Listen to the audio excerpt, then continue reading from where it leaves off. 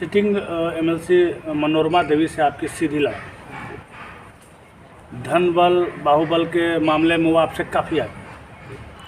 क्या लगता है इस बार राजद से आप पहले टिकट के भी प्रयास में रहे, विधानसभा में आपको टिकट राजद में नहीं मिला, क्या इन्हीं बातों पे समझौता हुआ था क्या कि आपको एमएलसी के लिए नामित करेंगे? अच्छा, लोकतंत्र खतरे में, ये पूरा देश में आज ये बात लोग जोर शोर से बात को उठा रहा है, विपक्ष खास करके उस बात को कैच करता है। लोकतंत्र खतरे में कैसे है? मुख्य रूप से अभी इन 3 जिलों में मुख्य समस्या क्या है? शिक्षा, स्वास्थ्य पर आपकी क्या टिप्पणी होगी? इसके प्रति एक लोगों का माइंडसेट जंगल राज की तरह बात लोगों के दिमाग में भरी जा रही है या पहले से अवधारणा बनी हुई है, उस मिथक को कैसे तोड़ेंगे?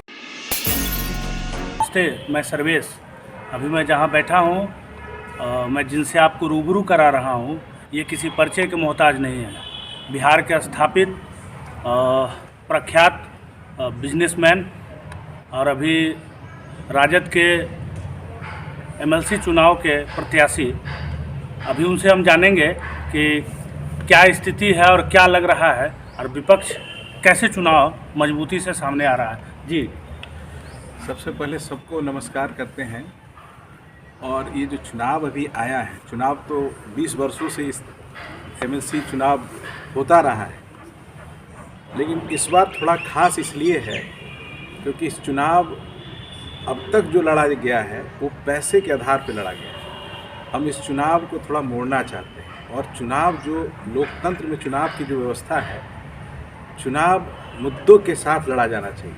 हम इस चुनाव को भी मुद्दों के साथ लड़ना चाहते हैं। 2.5-3 महीना में लोग के बीच में जा कर के मुद्दा होता क्या है, मुद्दा जो हमारे बीच में समस्या है वही हमारा मुद्दा होना चाहिए। उसी मुद्दे के साथ हम इस बार चुनाव लड़ना चाहते हैं। इस चुनाव में लड़ने वाले को भी नहीं पता है कि एमएलसी होता क्या है, एमएलसी का पद किस चीज़ के लिए बना है। लोग इतना ही जानते हैं कि हमको पैसे के आधार पर एमएलसी बन जाना है। हम चाहते हैं कि लोग को पता होना चाहिए कि एमएलसी किस लिए बनते हैं।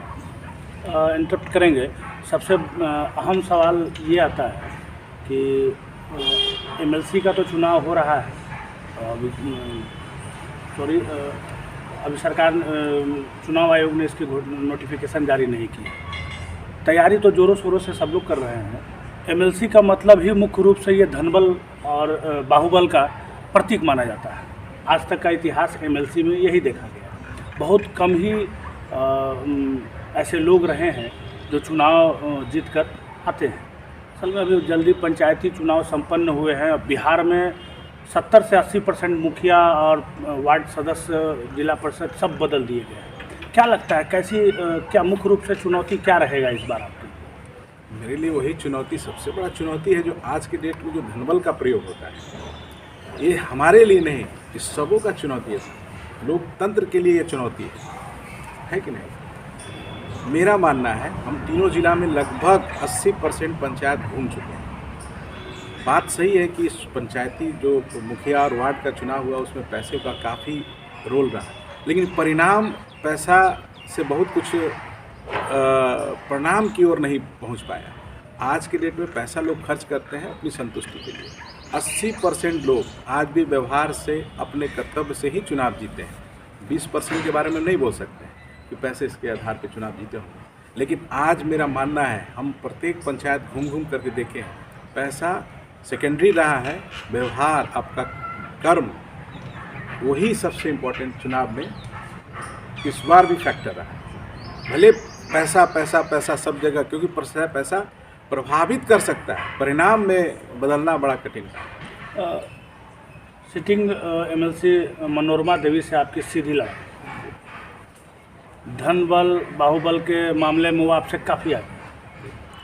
क्या लगता है इस बार जो मुखिया, जिला परिषद सब बदल कर आए हैं, क्या व्यवहारिक रूप से आपके साथ खुलकर समर्थन में आएंगे या जो बोली लग रही है उनके सर्टिफिकेट की, क्या उसमें आप पिछड़ जाएंगे? क्या आपको ऐसा लगता है? देखिए, मेरे खिलाफ कौन चुनाव लड़ रहा है ये हम देखते ही नहीं। एकदम मेरा एक ही मकसद है, मकसद ये है कि चुनाव में आए हैं, चुनाव की तरह लड़ें, ईमानदारी से लड़ें। ये पैसा पैसा का जो खेल चल रहा है, मेरा इतना मानना है कि जब लोगों को मैं आँख खुला दूँगा, चेतना लोग को जागृत कर देंगे, तो लोग ये जो 5-10 हज़ार के पीछे लोग नहीं भागेंगे। लोग को मेरा काम ही है समझाना कि आप जो एमएलसी बनाते हैं वो 5-10 हज़ार का चीज़ नहीं है। एमएलसी 5 वर्षों के लिए बनाते हैं। एमएलसी प्रत्येक वार्ड, मुखिया, पंचायत समिति जो भी है, उस सब की आवाज़ और ताकत ही एमएलसी। आप अपनी आवाज़ और ताकत को 5,000 में कैसे एक छोटी सी ये में सीमा में बांध रहे हैं। 5 वर्षों के लिए आप अपने आप को बंधने जा रहे हैं किसी के साथ। वोट दे करके पछताने का काम ना करें। ऐसे लोगों को वोट दें जो आपके लिए साये की तरह रहे। हम लोग अब तक क्या हुआ सर, 5-10 हज़ार रुपये से जो वोट देते हैं, आंख बंद करके वोट देते हैं, मिट्टी की मूर्त को दे रहे हैं या किसको वोट दे रहे हैं, हम लोग आज तक जानने का कोशिश नहीं। आज परिणाम क्या हुआ, सब मुखिया, वार्ड सदस्य स्वयं मिट्टी की मूर्त होते जा रहे हैं। उनका दिनों दिन जो अफसरशाही इतना हावी हुआ, दिनों दिन उनका अधिकार कट होते जा रहा है, कम होते जा रहा है। लोग मात्र एक सिंबॉलिक रह गए कि मुखिया जी, वार्ड। ये कारण क्या है? कारण यही है कि जो आप जिसको जिताते हैं, जिसका कर्तव्य है एमएलसी का, जो आपके लिए आवाज़ बने, ताकत बने, सरकार तक आपकी आवाज़ पहुंचाए, वो सब मौन है। आप बोले ना कि धन बल, बाहुबल, ये सब कहाँ से आता है? कह तो रहे हैं कि अगर कोई वार्ड, अगर मुखिया अगर वोट नहीं देगा तो सबका धन रखा का रखा जाएगा, रह जाएगा। पैसे की ताकत से कोई एमएलसी जो बनने का प्रयास करता है, उसी को तो चैलेंज कर रहे हैं कि नहीं, पैसे से नहीं एमएलसी बन सकता है, आपके मत से बनेगा। आप अपना मत आँख खोल के दें, इसको दें जो आपके लिए लड़े, आपकी समस्याओं के लिए सरकार से लेकर के, सदन से लेकर के सड़क तक लड़े। इसी को तो एमएलसी कहते हैं। यही समझाने में लगे सर। राजद से आप पहले टिकट के भी प्रयास में रहे, विधानसभा में आपको टिकट राजद में नहीं मिला। क्या इन्हीं बातों पर समझौता हुआ था क्या कि आपको एमएलसी के लिए नामित करेंगे और आप समाज में मुखर होकर समाज सेवा करते हैं, क्या ऐसा? एक्चुअली तेजस्वी जी से हमारा 2-2.5 वर्षों से इधर लगाव रहा। जब हम तेजस्वी जी के सामने बैठते तो लोग का था कि धारणा कि हमको विधानसभा में भी मौका मिलेगा, लेकिन सच्चाई और ईमानदारी से बोलते हैं, हमारे और तेजस्वी जी में ही ये बात है कि हमने कभी भी उनको विधानसभा या इस चुनाव के लिए भी नहीं बोला। हम यही बोलते रहे कि आपसे मेरा जो संबंध है इस तरह से निभ जाए। मेरे लिए एमएलए एमपी संबंध ये ज़्यादा महत्वपूर्ण है, एमएलए एमपी मेरे लिए महत्वपूर्ण नहीं है। इसीलिए इस बार भी एमएलसी वाले में भी 2-2.5-3 महीना पहले तेजस्वी जी ने बुला करके बोला कि रिंकू जी, ये चुनाव आप ही को लड़ना है। हम एक बार भी नहीं बोले कि आप ही को लड़ना है, कमर बांधिए। हम कहे हम हमेशा तैयार हैं, और उसी दिन से निर्णय लिए कि हमको इस चुनाव को किस तरीके से लड़ना है। हमने एक तरीका कह तो दी कि जो खोया हुआ चीज़ था, लोग का पहचान खो गया था, वार्ड और मुखिया का, सबसे पहले चुनाव से पहले उसकी पहचान को वापस कराना मेरी सबसे पहली प्राथमिकता है। मगध सम्राट की उपाधि से नवाजे गए यहाँ के वर्तमान में पूर्व मंत्री रहे और स्थानीय विधायक श्री सुरेंद्र यादव जी के आप दामाद हैं। क्या लगता है कि आपको उनका समर्थन, जन समर्थन जो उनके प्रति लोगों का रहा है, या उनके प्रतिनिधियों, आप उनके प्रतिनिधि खुलकर आपके साथ समर्थन में आ रहे हैं?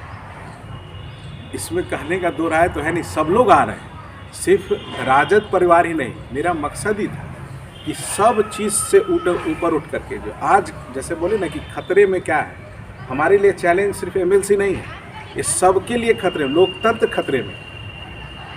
हम लोग जात के नाम पे, धर्म के नाम पे जो वोट देते आ रहे हैं, उसी का परिणाम है ना, लोग आपके बीच से गायब होते जा रहे हैं। अच्छा, लोकतंत्र खतरे में, ये पूरा देश में आज ये बात लोग जोर शोर से बात को उठा रहे हैं, विपक्ष खास करके उस बात को कैच करता है। लोकतंत्र खतरे में कैसे है? इसलिए लोकतंत्र खतरे में है कि अब चुनाव जो है ना, चुनाव बड़ा दूसरे हिसाब से लड़ा जा रहा है। आज चुनाव जो है मुद्दों के साथ नहीं लड़ा जाता। आज लोकतंत्र खतरे की जहाँ तक बात आती है, आज समझिए ना कि 5-10 आदमी माइंड, जिसको कहते हैं ब्रेन, वो पूरे देश 150 करोड़ लोग को चला रहा है। आज हमारे यहाँ देख रहे हैं कि न बेरोजगारी की समस्या लगभग समाप्त हो गई, भ्रष्टाचार समाप्त हमारे देश में हो गया, महंगाई समाप्त हो गई। कहीं चर्चा है?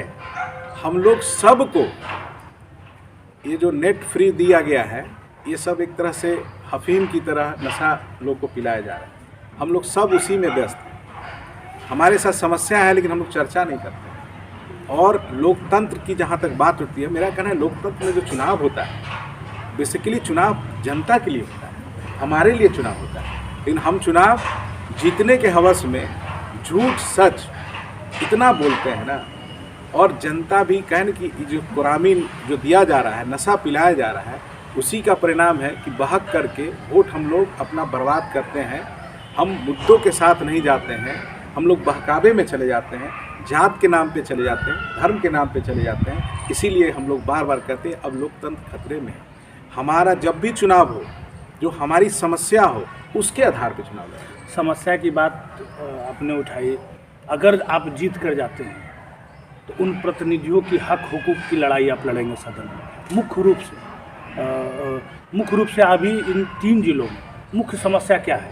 सबसे पहली समस्या है सर, हम हर जगह बोल रहे हैं, एक तो है कि एमएलए हो, एमएलसी हो, एमपी हो, सब जनता के द्वारा चुन के जाते हैं। उन लोगों को बड़ा वेतन मिलता है।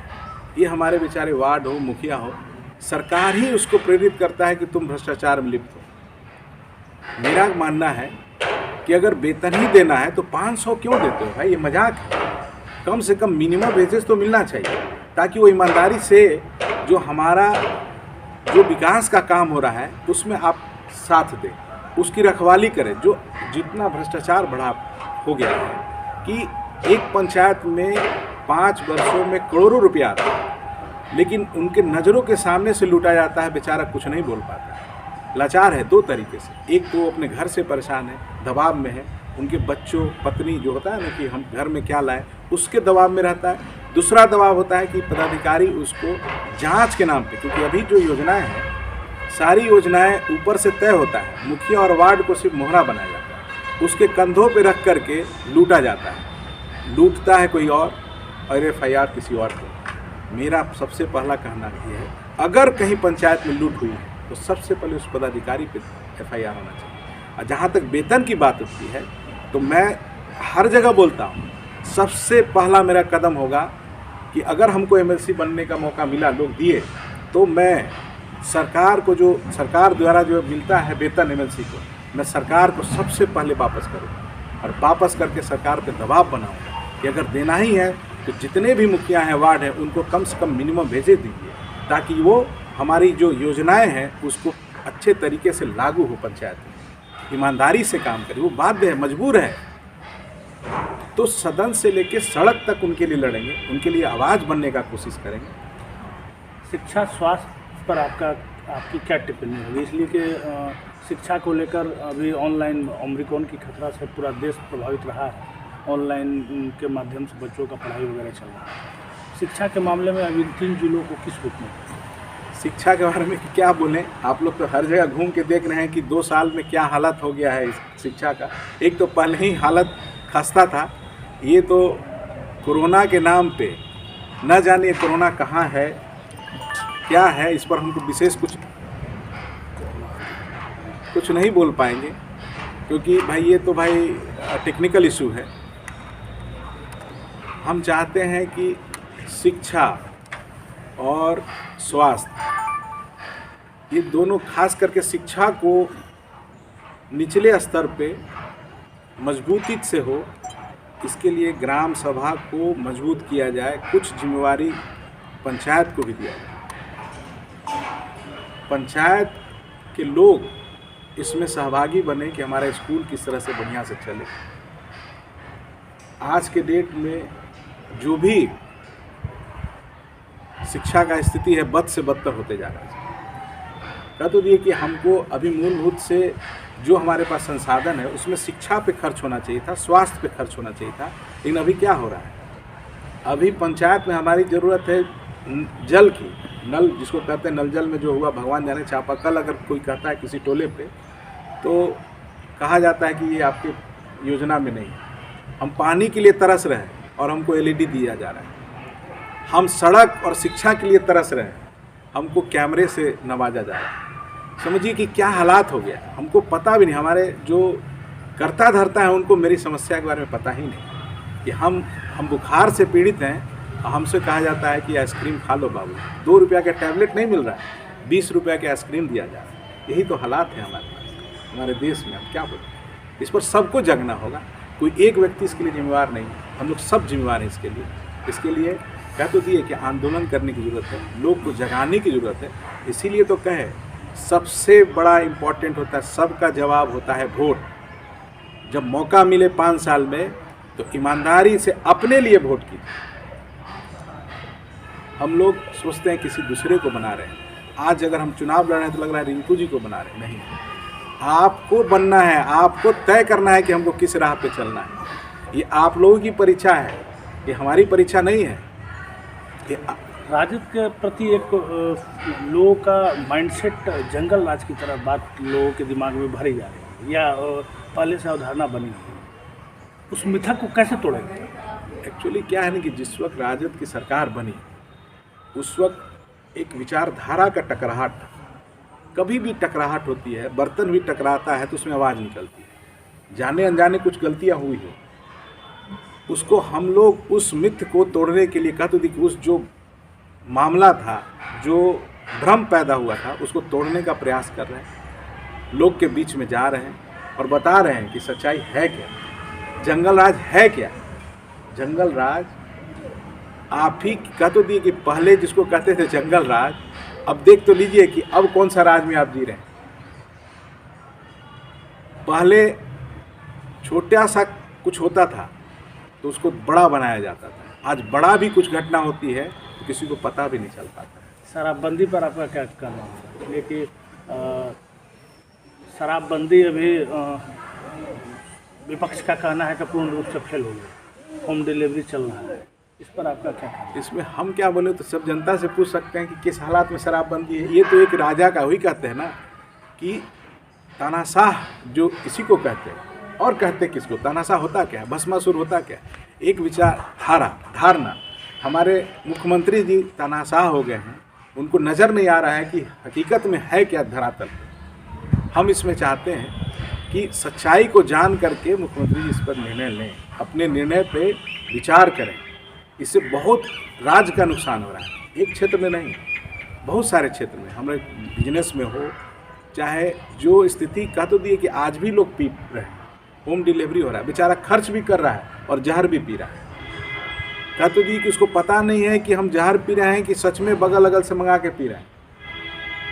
उसका स्वास्थ्य भी गिरता जा रहा है। सदन में जाएंगे तो इस बात को उठाएंगे पूरे ईमानदारी से सर, लोगों की आवाज़ बनेंगे एकदम ईमानदारी से। कह तो देखिए कि जब चुनाव हम ईमानदारी से लड़ रहे हैं तो वहाँ भी समय बताएगा कि हम कितनी ईमानदारी से लड़ रहे हैं। हुजूम बताता है, आप जहाँ चलते हैं काफिला बता रहा है कि आप इस बार पताका लहरा पाएंगे। सर पताका हमको नहीं सर, जनता को लहराना है। अभी हमारे साथ थे कुमार नागेंद्र उर्फ रिंकू यादव, राजद के विधान परिषद के संभावित उम्मीदवार हैं, और इन्होंने खुलकर अपनी बात रखी है, विभिन्न मुद्दों पर बात की है, और सदन में जाकर इन्होंने वादा किया है कि जनता की आवाज़ बनेंगे, प्रतिनिधियों की आवाज़ बनेंगे। उनको जिस तरह से छला गया, 500 रुपये उनको भत्ता दिया जाता है, अपने वेतन को ये सरकार को दान करेंगे। इन सभी मुद्दों पर खुलकर अपनी बात रखी कुमार नागेंद्र। बहुत